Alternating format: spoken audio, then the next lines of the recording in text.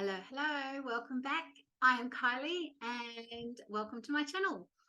I had VSG surgery on the 22nd of October in 2022, and these are the chronicles of my story. So I hope they help you in whatever stage that you are in now. Okay, so this is my 2-week update, and it's not 2 weeks as I film this, it's more like 4 weeks, but that's okay. We will catch up, right?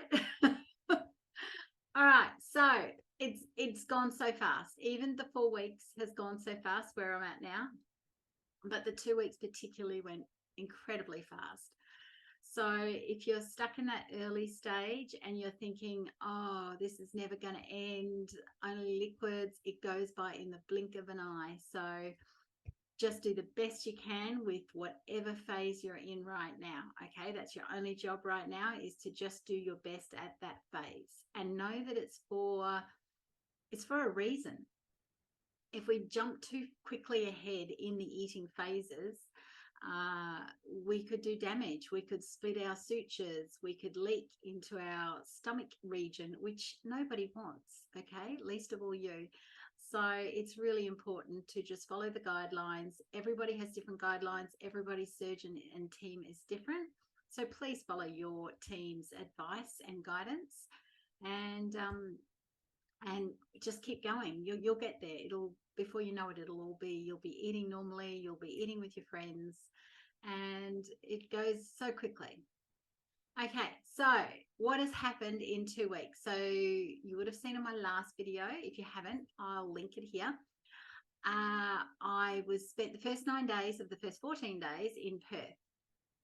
So I did a lot of, working out the liquids and the soups and all of that kind of thing. So then we flew home.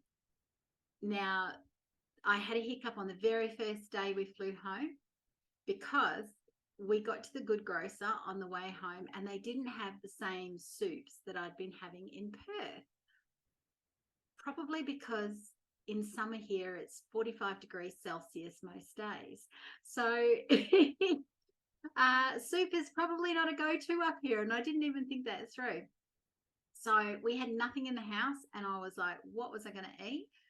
So I ended up going to the Bain Marie, because they always have hot meals for all the workers here and so on. And they're always really, I think, good quality. So I ended up getting a container of chicken and cashews and a container of Thai green curry chicken. And I got home and I knew I had oat milk and macadamia milk and all those things in the cupboard. And so I whizzed it up in my Vitamix, and I watered it right down so that it was through a straw, which is what liquid phase is. And that's what I had for dinner. And I've got to say, if you're looking for an unusual soup, works beautifully. It was really delicious, but extremely filling compared to the more liquidy soups I'd been having in Perth. I was full on like 60 or 70 mils instead of 100 to 150 mils. So yeah, but if you are stuck, that's an option. Okay, so that was my first little, oh, what am I going to do? So the following list I've got in front of me here are things that I have kind of noticed, or things that have happened in those first 2 weeks to share with you. So just going on with the food. So the first 2 weeks is nourishing liquids. So I found towards the end that cold soup actually sat better than hot soup did. Everybody's different, and this is really common to have a preference one way or the other. For me, cold soup right out of the fridge, and I sort of stumbled on that by accident because I'd let myself go too long without eating and my stomach started to hurt.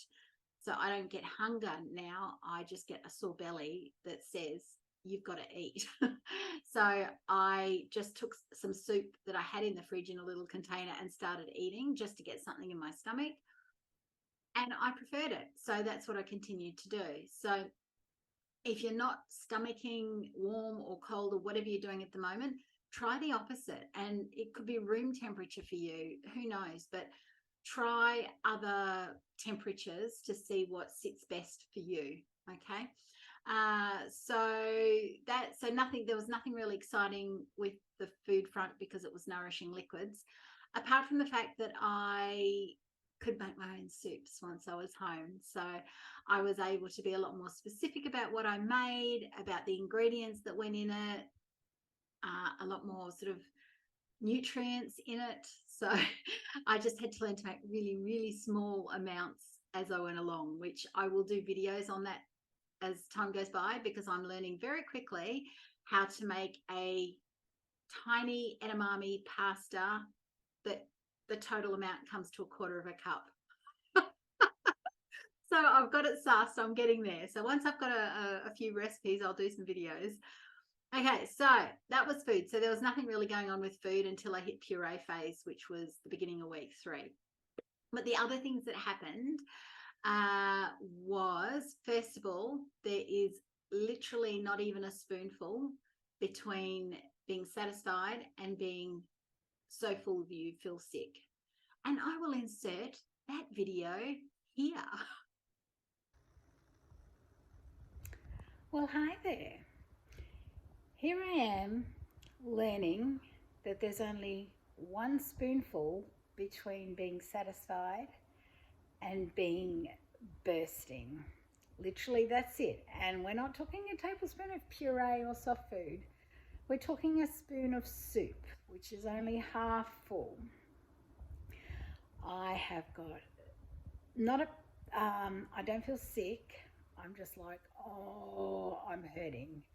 So, and I realize what it is though. I'm on nourishing liquid phase. So I've been on soups.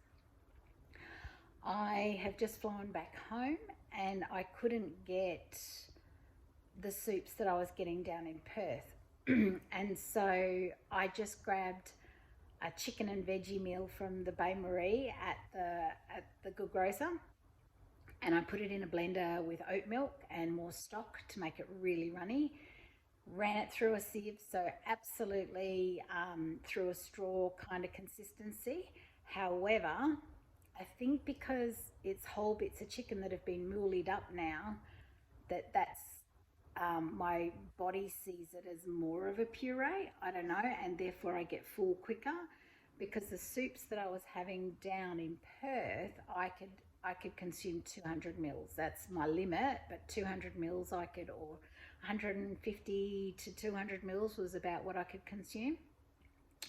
I got through, I think maybe 100 mils of this when I got to this point of, oh, hang on, I can't have any more, like that feeling. And I know that it is hard. You have to kind of figure out what that feeling is, a full, like it's a new thing that you've got to learn. Yeah, I went once, half spoonful over that of my very liquid soup, and okay. So I would highly recommend that between each sip, especially when you get into the thicker foods, is literally expect to take a half an hour to consume it. Put the spoon down, tune into your tummy and see how you feel.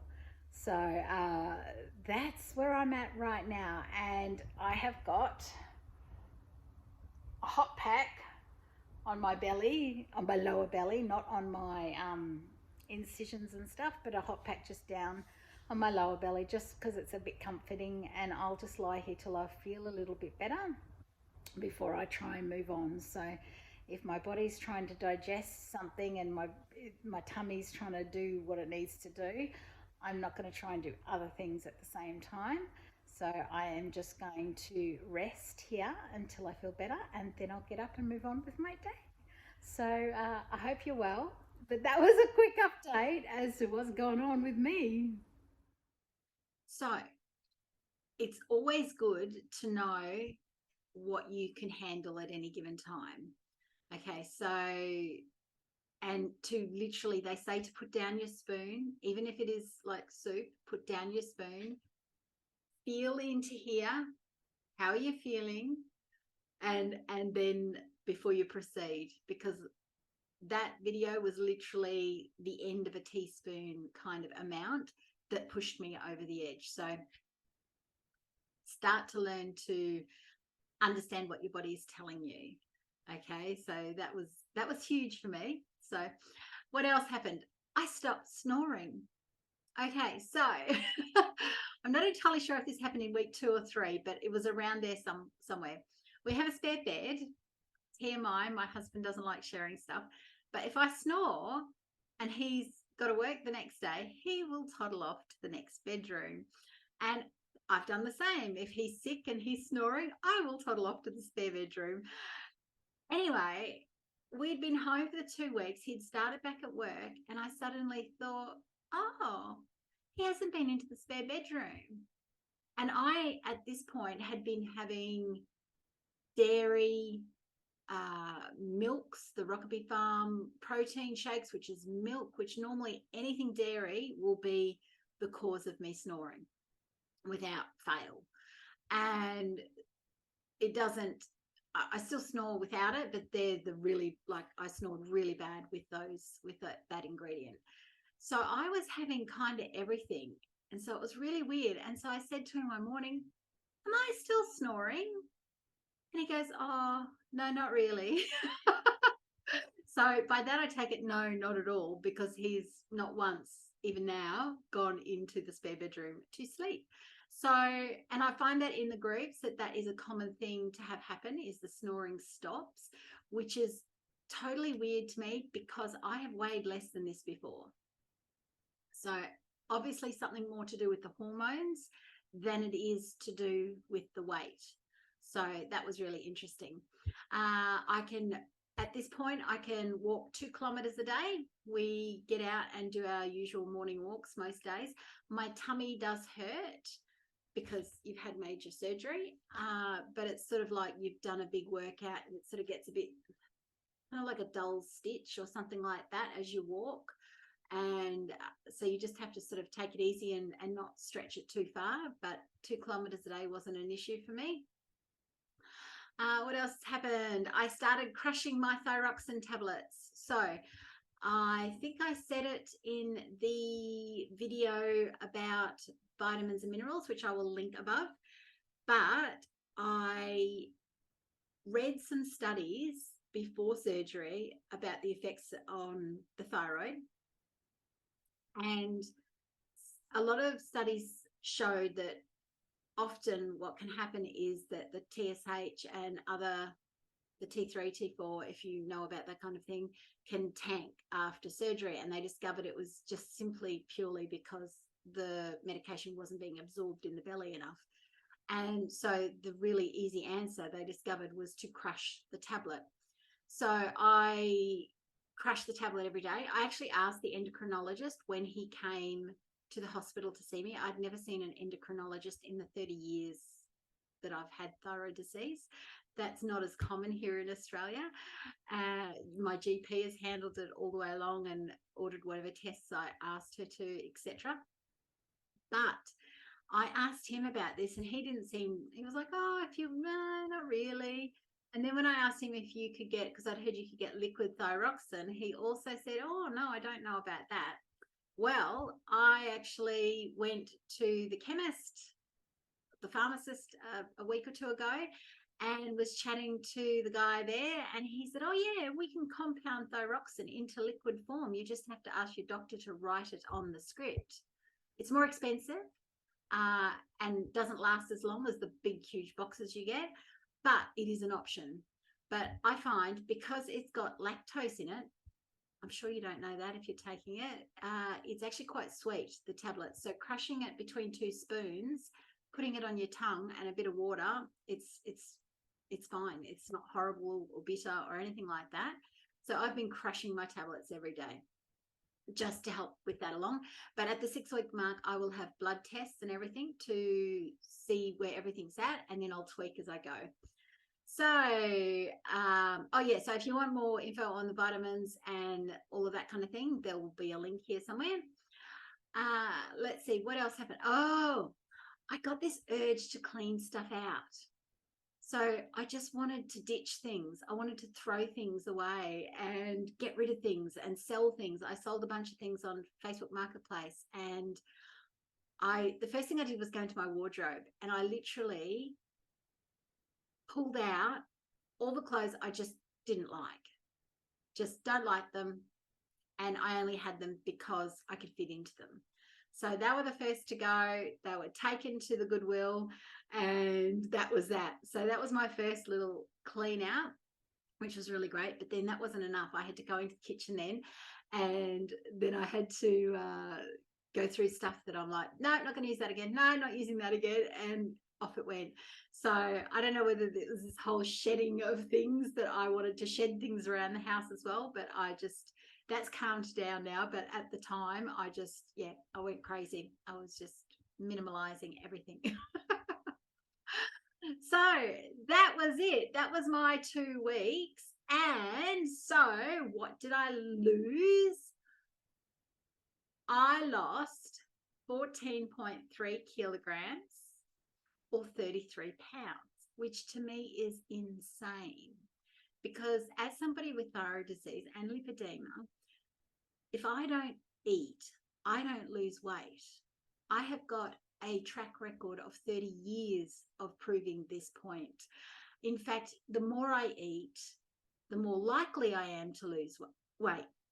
Pardon me. So it just seems incredible in my head that I'm suddenly eating next to nothing, but the weight is dropping off me.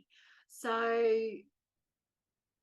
I will be researching more about that. I will digging deeper into that, because I have to know why. I'm that person. I've got to know why.